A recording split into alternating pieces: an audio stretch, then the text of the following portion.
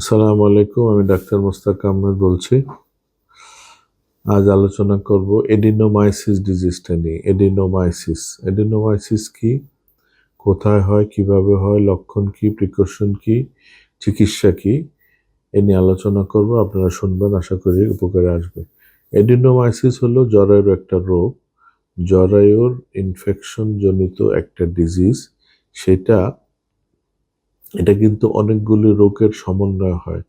এডিনোমাইসিসের লক্ষণগুলো কি কি, সেটা হলো মনে করেন তলপেট ব্যথা থাকবে এবং জরায়ুর এক্সেসিভ ব্লিডিং হবে, সিভিয়ার। মাসিকের সময় খুব বেশি মাত্রায় ব্লিডিং হবে এবং যেই ব্লিডিং দেখা যায় মাসের পর মাস চলে, 1 মাস, 2 মাস, 2.5 মাস ব্লিডিং চলতে থাকে এবং খুব চাকা চাকা ক্লট ব্লিডিং হয়। চাকা চাকা টাটকা রক্ত বা কালো কালো রক্ত বের হয় এবং সাথে থাকে প্রচন্ড ব্যথা থাকে। এবং এই ক্ষেত্রে আল্ট্রাসাউন্ড করে দেখা যায় যে এখানে জরায়ুতে টিউমার হয়েছে। কারো কারো টিউমারও হয়, কারো কারো সিস্ট, টিউমারই বেশি হয় এবং জরায়ুর সাইজটা বড় হয়, বাল্কি হয়। তো এই ধরনের সমস্ত কিছু মিলে যে কমপ্লেনটা, দিস ইজ কল্ড এডেনোমাইসিস। এবং এডেনোমাইসিসের কখন হয়? এডেনোমাইসিস নর্মালি দেখা যায় যে মাঝ বয়স, অর্থাৎ যাদের বয়স 40 বা 35 এর নিচে হয় না। নর্মালি 35 থেকে 45-এর মধ্যে এই ডিজিজটা বেশি হয় এবং এটার সাথে সাথে জরায়ুর ইনফেকশন থাকতে পারে, জরায়ুর টিউমার থাকতে পারে, জরায়ু বাল্কি থাকতে পারে এবং এর সাথে যে এন্ডোমেট্রোসিস থাকতে পারে এই ধরনের। এবং এগুলো থাকার সাথে সাথে তার পিরিয়ডের কোনো টাইম টেবিল নাই। দেখা যায় যে পিরিয়ড শুরু হলো টানা 2 মাস, পিরিয়ড শুরু হলো টানা 1 মাস এবং সাথে প্রচণ্ড ব্যথা থাকে, যেটা কোনো পেন কিলারেও কাজ হয় না এবং কোনোভাবেই ব্লিডিং থামে না।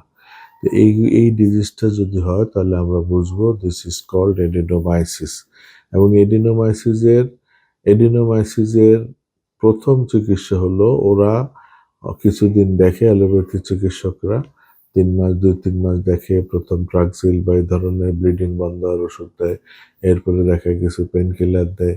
কোনো কিছু কাজ না হলে তারা সাজেস্ট করে দ্রুত জরায়ুটা রিমুভ করার, অর্থাৎ জরায়ু ফেলে দেওয়ার জন্য, অপারেশন করার জন্য। তো অনেক ক্ষেত্রে দেখা যায় যাদের বয়স 35, যাদের বয়স 37, 40, তারা এই এত অল্প বয়সে জরায়ুটা ফেলে দেওয়া তাদের জন্য রিস্ক হয়ে যায় বা ভবিষ্যৎ প্রেগনেন্সির জন্য বা অন্যান্য এর জন্য অনেক অসুবিধা। হরমোনাল ইমব্যালেন্স তৈরি হবে, প্রেগনেন্সি আসবে না, বিভিন্ন রকম অনিয়ম তৈরি হবে। এই জন্য এটাকে অপারেশন করা ঝামেলা, রিস্ক। তো এই ক্ষেত্রে অপারেশন না করে কিভাবে চিকিৎসা নিলে ভালো হয়, সেটা হলো একমাত্র সলিউশন হলো হোমিওপ্যাথিতে।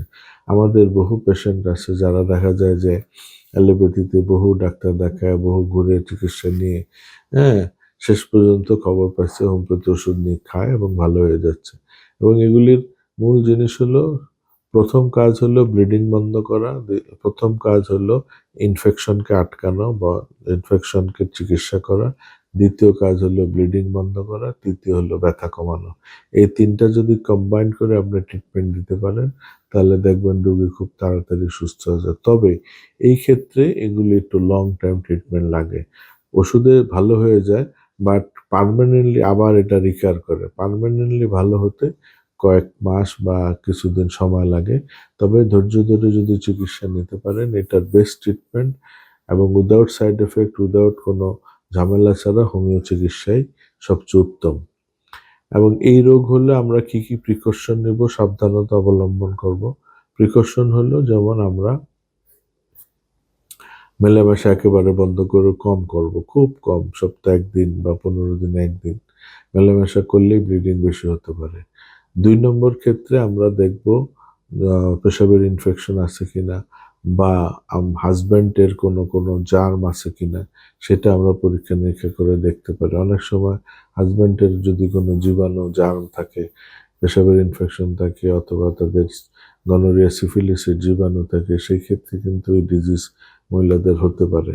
সেক্ষেত্রে শুধু মহিলাদের চিকিৎসা করলে হবে না, সাথে সাথে হাজব্যান্ডেরও চিকিৎসা লাগবে, সেটা আমাদের মাথায় রাখতে হবে।